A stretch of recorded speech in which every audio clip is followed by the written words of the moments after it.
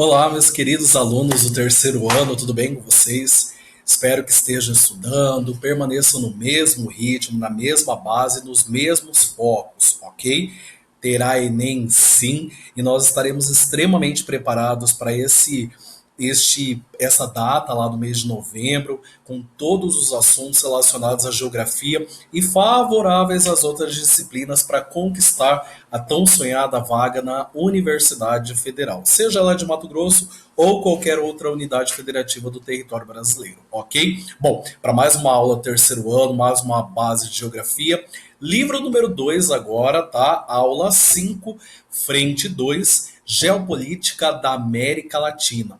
Antes de falar sobre toda essa base de geopolítica, sobre relações de blocos econômicos, disputas e até mesmo conflito dentro da faixa da América Latina, nós precisamos entender todo o processo de regionalização do nosso continente e deixar bem claro o que é a América Latina, o que é a América Anglo-Saxônica e todas as outras faixas da América, ok? Bom, para a gente iniciar, eu trouxe este mapa aqui para vocês identificarem e não terem dúvidas sobre o processo de mapeamento do nosso continente. O mapa número 1, ele apresenta a regionalização do continente americano de forma geográfica, de forma física. América do Norte, América Central e América do Sul.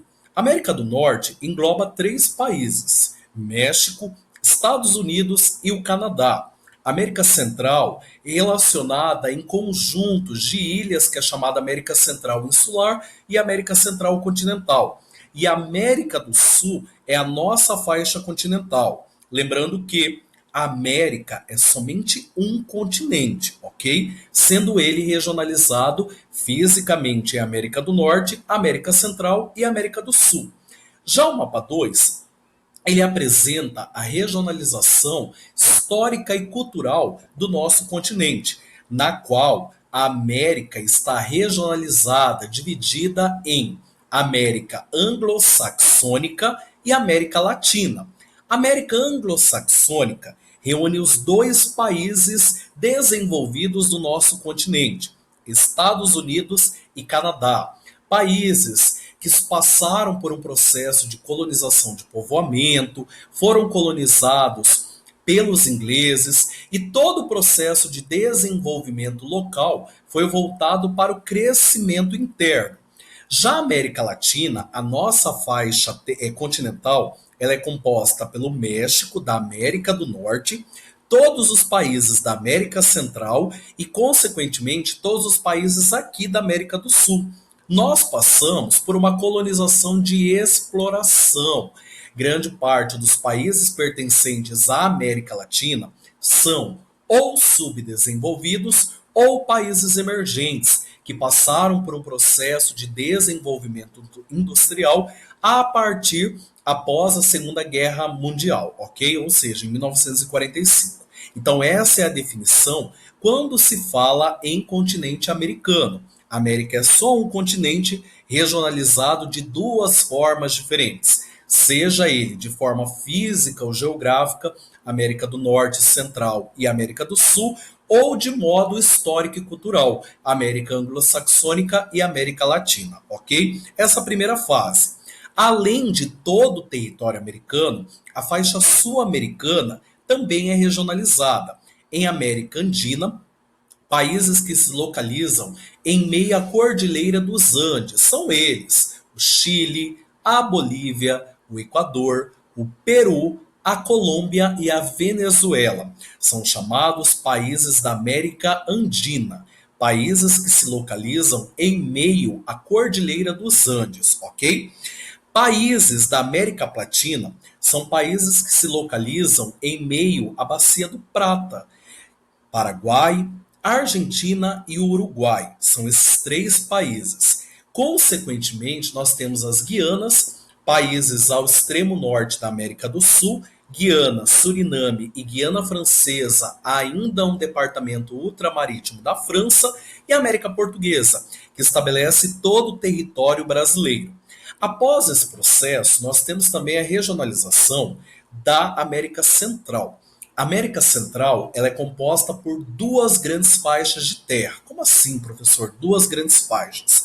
Nós temos toda a base da América insular, que é a América, for constituída por arquipélagos, ilhas em toda essa base do Caribe, como vocês podem visualizar aqui, e a América Central continental, que é toda essa porção de terra que liga a faixa da América do Norte e a América do Sul. Ok? Então, para deixar bem claro, a América Latina, a geopolítica que nós iremos estudar agora, ela representa justamente todo o propósito de países localizados em meio ao México, América Central e países da América do Sul, ok? Para a gente começar, nós precisamos recapitular um pouquinho do contexto histórico de formação do continente americano.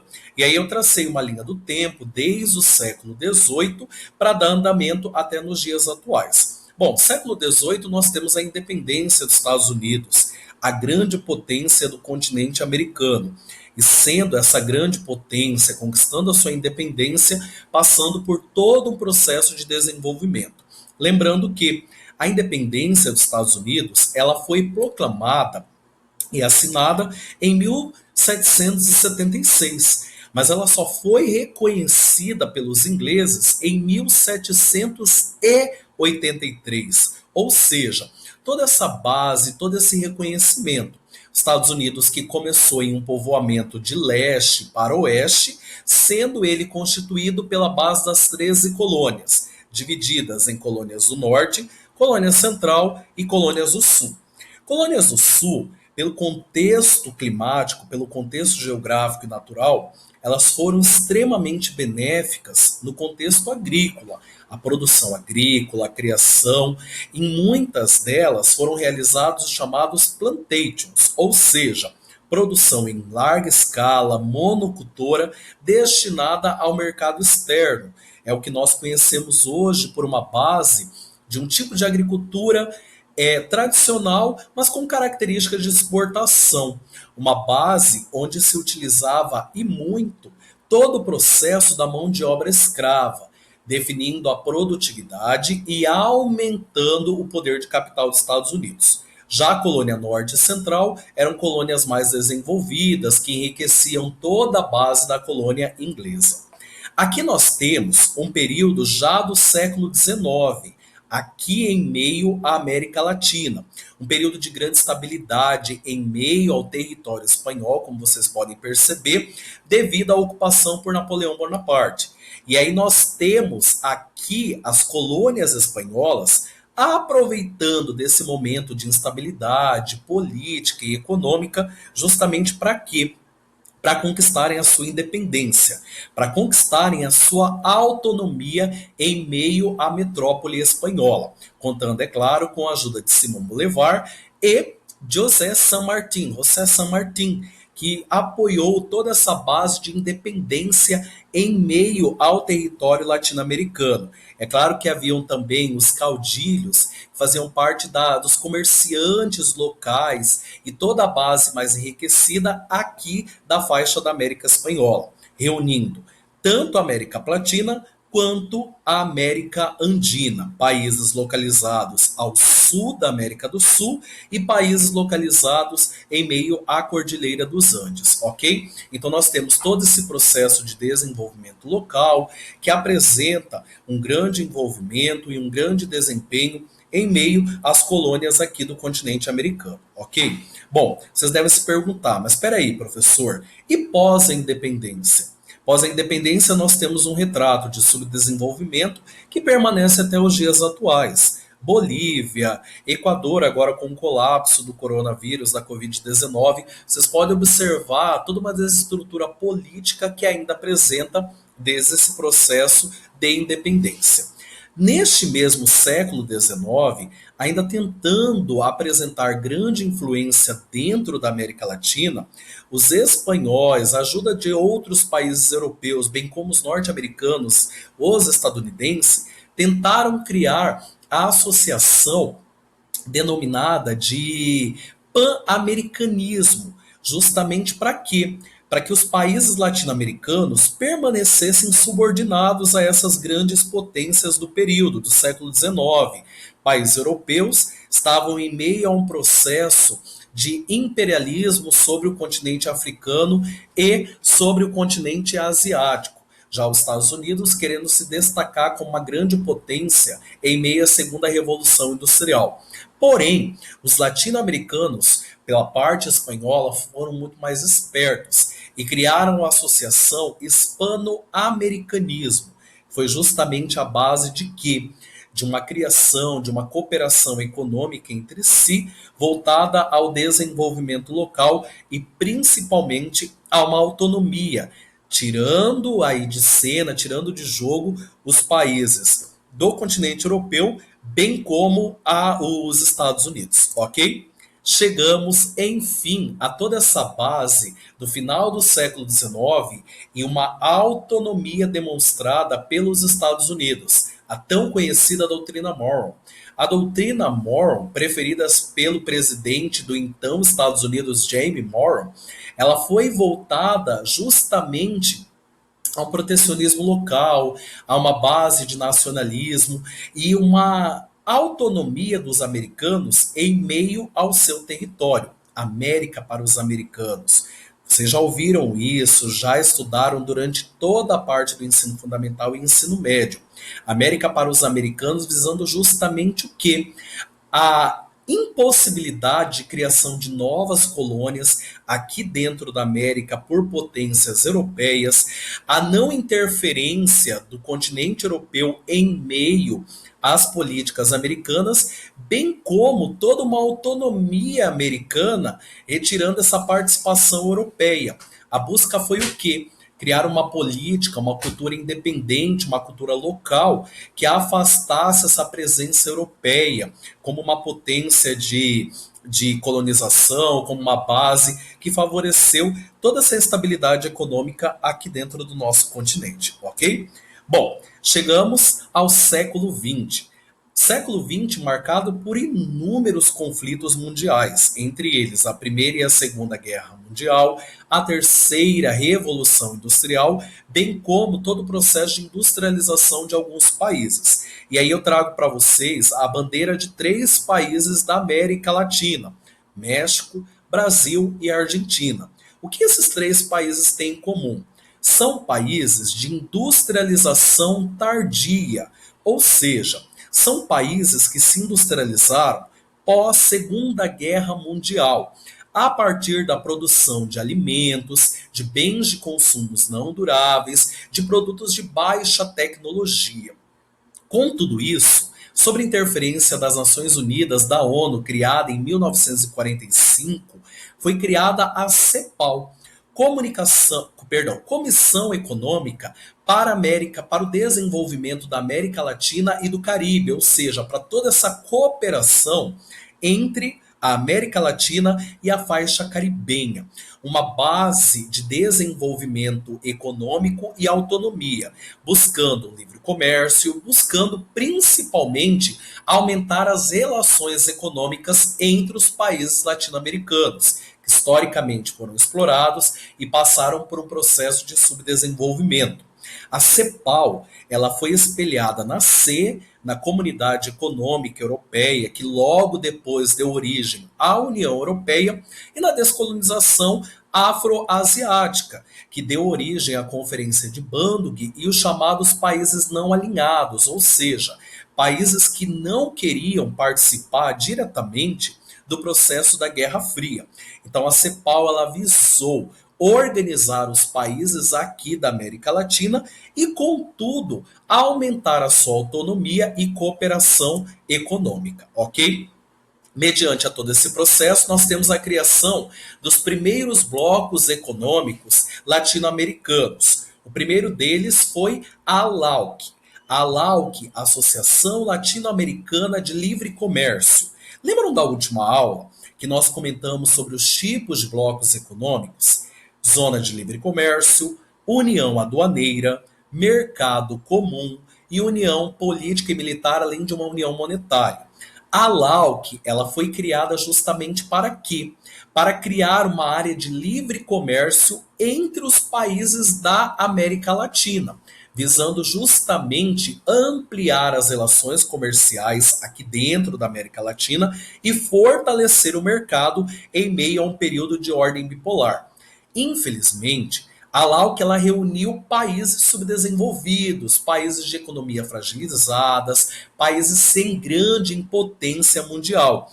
E isso favoreceu para um colapso e até mesmo uma desintegração entre partes dos membros da LAUC, que gerou em 1969 a criação do chamado Pacto Andino, que logo depois originou em Comunidade Andina das Nações, como vocês podem ver na imagem. A Comunidade Andina das Nações, na atualidade, além do Equador, do Peru, da Bolívia e da Colômbia, conta também com a participação da Venezuela, ok? E do parte integrada ao Chile. Nós temos a CAN como um bloco econômico andino, como um bloco econômico que reúne esses países, mas como grande responsável, ainda denominado como Pacto Andino, pela grande fragilidade da LAUC. Ou seja, a LAUC ela foi criada na década de 60, porém, como as economias que a integravam eram economias subdesenvolvidas, economias carentes, economias mais pobres, ela não conseguiu progredir diante de todos os seus objetivos. E aí nós temos, a partir da década de 80, a saída da LAUC e a entrada da ALAD, que é o quê? A Associação Latino-Americana de Integração.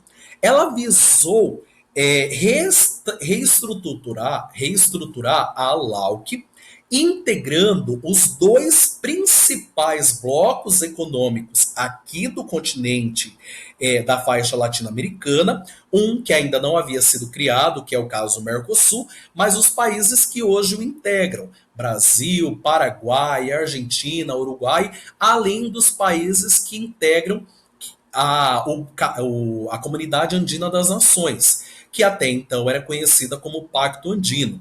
Lembrando que a Comunidade Andina das Nações, ela só passa a receber esse nome a partir da década de 90. Até então, desde a sua criação em 69, ela era conhecida como Pacto Andino. Professor, qual a diferença entre a LAUC e a ALAD? A LAUC e a ALAD visaram justamente o quê? Integrar as economias latino-americanas, a LAUC, a princípio, criando uma área de livre comércio, e a LAD, a partir da década de 80, reestruturando essa área de livre comércio, mas promovendo também o desenvolvimento social, uma base de integração política entre os países. Ou seja, fortalecer um viés diplomático entre os países da América Latina. Pessoal, lembre-se de uma coisa. A LAUC ela só não ganhou força porque ela visou a base econômica entre países não tão estruturados economicamente. A LAD, por mais que ela foi criada na década perdida, em um período de grande estabilidade econômica e política para muitos países da América Latina, ela teve e tem um grande papel de integração, de fornecimento econômico aqui dentro do nosso território, aqui dentro da faixa latino-americana, ok?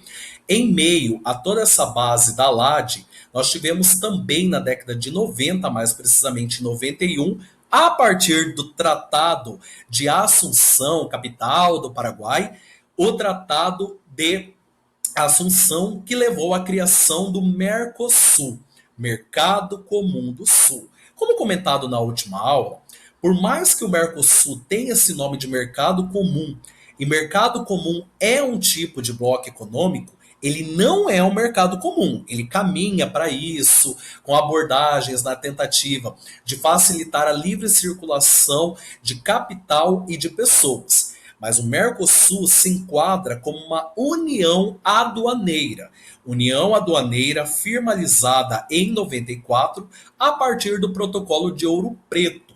O que é uma união aduaneira?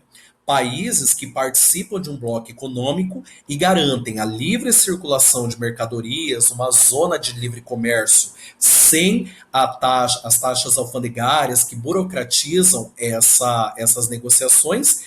Porém, países que favorecem toda uma base de tarifa externa comum entre si. Países que buscam toda uma vigência econômica, ok? E esse foi o objetivo do Mercosul.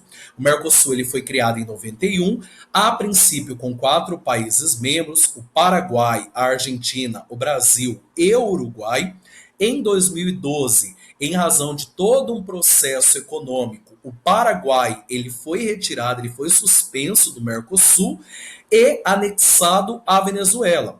Em decorrência de todos os conflitos políticos que a Venezuela passa, decorrentes à saída de Hugo Chávez e até mesmo a entrada de Nicolás Maduro, como a política que é radical perante a sociedade, que é apresentada de forma ditatorial por alguns indivíduos, a Venezuela ela foi suspensa também do bloco. Então, na atualidade, o Mercosul ele conta com o Brasil, o Paraguai, o Uruguai e a Argentina como membros do Mercosul e o Chile e a Bolívia desde 96 como membros associados, ou seja, como participantes deste bloco econômico, ok? E para a gente finalizar toda essa parte, nós temos a base da Unasul.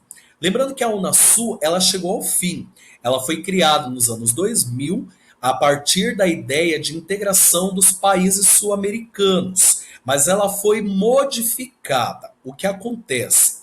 A Unasul, na atualidade, ela se chama ProSul, Progresso da América do Sul, idealizado pelo nosso Poder Executivo, o presidente Jair Bolsonaro. A ProSul ela tem por objetivo, além de ampliar as relações econômicas, relações de integração social entre os países da América do Sul, ela visa justamente o quê? Retirar qualquer viés ideológico e sempre garantir o progresso da América do Sul sem qualquer um tipo de ideologia, seja ela de esquerda, seja ela de direita. Lembrando que a Unasul ela foi criada em um período onde grande parte dos políticos, dos chefes de estados de países latino-americanos, de países da América do Sul, perdão, apresentavam uma ideologia de esquerda, uma ideologia social.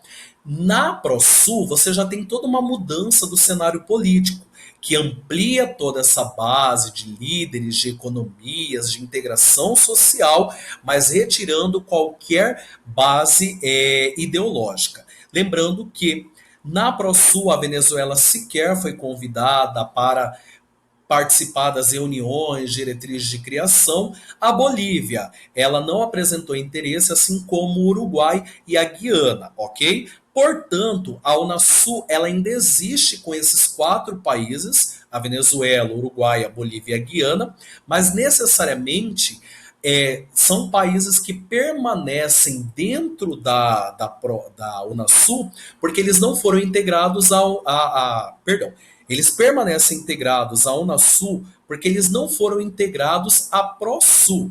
Alguns por vontade própria e outros, no caso da Venezuela, porque não se interessaram, ok? Então nós temos esse ideal, essa base, e aqui até mesmo uma notícia da atualidade, que agora os países da América do Sul, como o mundo inteiro, passam pela pandemia da Covid-19, e o nosso presidente, no início do mês de março, ele não aceitou participar de uma reunião em conjunto com os países da América do Sul, com os países participantes da ProSul, para definir, para idealizar meios políticos para enfrentar a Covid-19, ok? Bom, espero que vocês tenham gostado, entendido. Qualquer dúvida podem me procurar, seja na plataforma ou seja por base dos meus contatos pessoais que todos vocês têm, certo?